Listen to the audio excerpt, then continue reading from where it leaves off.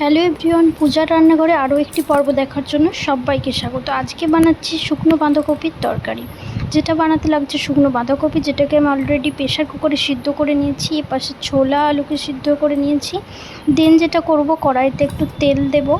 আর তার আগে আমি উপকরণগুলো একবার দেখিয়ে দিচ্ছি। এখানে কিছুই না, জাস্ট একটা আদা বাটার পেস্ট নিয়েছি, আদা জিরা বাটার। তার মধ্যে লঙ্কা গুঁড়ো, হলুদ গুঁড়ো দিয়েছি, এপাশে ঘি নিয়েছি এবং টমেটো কোচানো নিয়েছি, ছোট্ট একটা টমেটোর মধ্যে। আচ্ছা, এবার যেটা করবো, কড়াইতে আমরা কিন্তু ভালো করে গরমটা করার পর এর মধ্যে কিন্তু আমরা আস্তে আস্তে যেটা করব, তেলটা দেব। আর তেলটা কিন্তু যখন দেব, তেলটাকে ভালো পরিমাণে একটু দেখব যে গরম যাতে হয়ে যায়। কারণ অনেক সময় তেলটা যদি গরম না হয় ভালো করে, তাহলে কিন্তু কাঁচা গন্ধটা রয়ে যাবে। তো ভালো করে দেখবেন যাতে তেলের যে পুরো সরষের তেলের যে একটা ঝাঁঝ থাকে, সেই যে গন্ধটা, সেটা যেন একদম ভালোভাবে চলে যায়। চলে গেলে তারপরে কিন্তু আমরা আমাদের যে উপকরণগুলো সমস্ত রয়েছে সেগুলো কিন্তু একে একে আমরা দেব। প্রথমেই আমি যেটা এখানে দেখতে পেলাম, গ্যাসের ফ্লেমটাকে আমি একটু বাড়িয়ে দিলাম। তার মধ্যে তারপরে দিলাম শুকনো লঙ্কা একটা। আচ্ছা, শুকনো লঙ্কা দেওয়ার পর কিন্তু অবশ্যই তার মধ্যে একে একে যা যা সমস্ত উপকরণ লাগে সেগুলোকে দেবো। যেমন এখানে আমি জিরে দিলাম, একটু পাঁচফোড়ন দিলাম, এপাশে তেজপাতা দিলাম। ভালো করে এগুলোকে কিন্তু নাড়িয়ে চাড়িয়ে নেবো এবং ভালো করে ভেজে নেবো। এবং খুব বেশি ভাজা করার দরকার নেই, যাতে একটু পুড়ে না যায় সেদিকেও খেয়াল রাখতে হবে। গ্যাসের ফ্লেমটা এই সময় একটু কিন্তু লোতে রেখে দেবেন। আচ্ছা, লোতে রাখার পর এর মধ্যে আমি দিলাম টমেটোটা ভালো করে একটু আগে থেকে দিলে সিদ্ধ হয়ে যাবে। সেই কারণে একটু সিদ্ধ হওয়ার জন্য টমেটোটা দিয়ে দিলাম, কাঁচা টমেটোটা। এবং টমেটোতে অনেকে একটু নুন পরিমাণে দিলে তেলের যে ছিটানো ভাবটা সেটা কিন্তু চলে যাবে, আর টমেটোও ভালো পরিমাণে গলে যাবে। তো এর মধ্যে আমি অল্প পরিমাণে নুনটাও এই সময় অ্যাড করে দিয়েছি। এটাকে নাড়তে থাকবে। বেশ কিছুক্ষণ নাড়া হয়ে গেলে কিন্তু আমাদের যে আদা জিরে বাটা যেটা রয়েছে, সেই জিরে বাটা আদাটাকে কিন্তু আমরা দেবো। আদা জিরে বাটাটাকে দেওয়ার পর এটাকে ভালো পরিমাণে কষাতে হবে। কষিয়ে কিন্তু যখন দেখবো একদম তেল ছেড়ে গেছে একদম, সেই পরিমাণে কিন্তু তেল ছাড়া হয়ে গেলে আমরা তার মধ্যে কিন্তু একে একে দেবো তোমার জল দেবো একটু পরিমাণে, এবং ভালো পরিমাণে এটাকে কষাতে হতে হবে যতক্ষণ এটা পুরো ফুটে এবং তেল ছেড়ে যায়।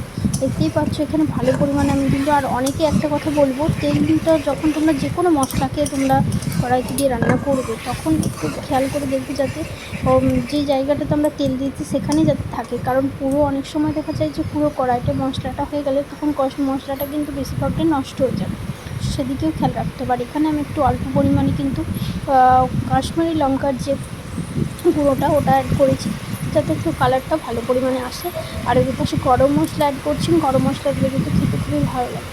তো এটাও দেবে, এবং তার সাথে অল্প পরিমাণে ধনে গুঁড়োটাও আমি একটু অ্যাড করেছি এখানে। তো সেটাও দেওয়া হলো, এবং সেগুলোকে ভালো পরিমাণে এবার কিন্তু কী করবো, মশলাটাকে ভালো পরিমাণে আমরা মেশাতে থাকবো। ভালো পরিমাণে মশলাটাকে মিশিয়ে নেওয়ার পর এর মধ্যে কিন্তু একে একে আমি যা সমস্ত উপকরণগুলো বাকি যেগুলো রয়েছে আমাদের সেগুলো দেবো। এবার দেখতেই পাচ্ছ ভালো পরিমাণে এটা হয়ে গেলে, যখন দেখবে তেলটা ছেড়ে গেছে মশলাটা, তখন কিন্তু আমি শুকনো বাঁধাকপি যেটা রয়েছে ওটা দেবো। শুকনো বাঁধাকপি দেওয়ার পর ভালো করে নাড়িয়ে নেব, এবং নাড়িয়ে নেওয়ার পর কিন্তু আমাদের যেটা রয়েছে আদা, এর মধ্যে তারপর আমি যেটা দেবো সেটা হচ্ছে তোমার আলু আর কাঁচা ছোলা। এই আলু কাঁচা ছোলাটাকেও আমি দেবো। আলু কাঁচা ছোলা দেওয়ার পর কিন্তু ভালো পরিমাণে ওকে নাড়তে হবে, নাড়িয়ে নেব ভালো করে। আর এই আলু আর যে কাঁচা ছোলাটা, এটা কিন্তু ভালো করে দেখবেন যাতে সিদ্ধ হয়ে যায়, কারণ পুরোটাই ভালো পরিমাণে সিদ্ধ হতে হয়। এবং এই যে শুকনো বাঁধাকপিটা, এটাও কিন্তু ভালো পরিমাণে আমি কিন্তু কড়াইতে করিনি, এটা প্রেশার কুকারে করলে খুবই ভালো হয়, কারণ এটা সিদ্ধ হতে খুব টাইম লাগে। তো যাতে দেখবেন যে ভালো করে সিদ্ধ হয়ে গেছে। খেতে কিন্তু সত্যি কথা বলতে এইভাবে যদি আপনি রান্নাটা করেন, তাহলে কিন্তু খেতে অপূর্ব লাগবে। এবং যে শুকনো বাঁধাকপিটা, এটা কিন্তু অরিজিনাল যে আমাদের যে শীতকালে যে বাঁধাকপিটা হয়, মানে টাটকা যে বাঁধাকপি, তার থেকেও খেতে দুর্দান্ত লাগে। একবার এই অরিজিনালি কিন্তু গরমের দিনে পুরো খেয়ে দেখবেন, এইভাবে রান্না করে পুরো প্রসেসটা আপনার এত সুন্দর খেতে ভালো লাগবে। আর যেহেতু নিরামিষও হচ্ছে, তো একটু পরিমাণে কিন্তু ঝাল দিয়ে দেবেন। ঝাল কিন্তু একটু অল্প পরিমাণে, এবার আপনারা যেভাবে যেরকম খান সেইভাবে কিন্তু এটা করতে পারেন, কিন্তু প্রসেসটা একই রকমই হবে। আচ্ছা, এইভাবে আমি একটু নাড়িয়ে নিলাম যাতে এই মশলাটা ভালো পরিমাণে পুরো সবজির গায়ে কিন্তু লেগে যায়। প্লাস তার সাথে আমি একটু গোলমরিচ কিন্তু এখানে অ্যাড করছি। গোলমরিচের ঝালটা দিলে কী হয়, এটা কিন্তু খেতে ভালো লাগে এবং বেশিক্ষণ থাকে না।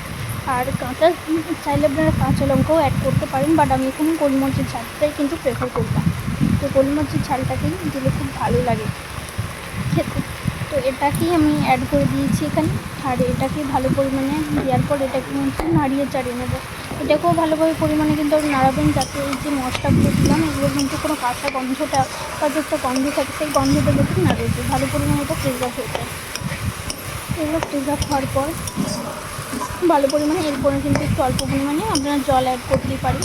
জল দিলে একটু, তবে এটা কিন্তু মাখা মাখা হলেই ভালো লাগবে, এটা কিন্তু মাখা মাখাই হবে। আর এটাকে আমি মশলাটাকে ভালো করে কষিয়ে দিচ্ছি, যাতে ভালো পরিমাণে কোনো রকম গন্ধটা বা এটা না থাকে। ঠিক আছে, তো এটা হয়ে গেলে কিন্তু আমরা জল দেব। আর জল দেওয়ার পর ভালো করে দেখুন যাতে যাতে এই তরকারিটার মানে ঝোলটা যাতে ফুটে যায়। দেওয়ার পর কিন্তু কী করতে হবে, আমি এরা কিন্তু ঘি দেবো। ঘি দেওয়ার পর কিন্তু ঘিটা লাস্টে পরিমাণে দেবেন, অল্প পরিমাণে। আর এই জলটা দেওয়ার কারণ আরেকটাও রয়েছে, যেটা হচ্ছে ভালো পরিমাণে এই সময় যদি একটু সিদ্ধ হতে কোথাও যদি মিসিং থাকে, মানে একটু যদি কাঁচাচ্ছি ভাব থাকে, সিদ্ধ না হয় সেটাও কিন্তু হয়ে যাবে। মশলাগুলো ভালো পরিমাণে কিন্তু একটা যে সিদ্ধ হয়ে যাবে পুরোটাই, মানে ব্যাপারটা খুবই সুন্দর একটা হবে। আর এখানে কিন্তু আমি খুব বেশি জল দিলাম না, এটা মোটামুটি আন্দাজে কিন্তু জলটা দিলাম। আপনারাও সেরকম করবেন, মোটামুটি আন্দাজে পরিমাণে কিন্তু একটা জলটা দেবেন। আর জলটা দেওয়ার পরই সঙ্গে সঙ্গে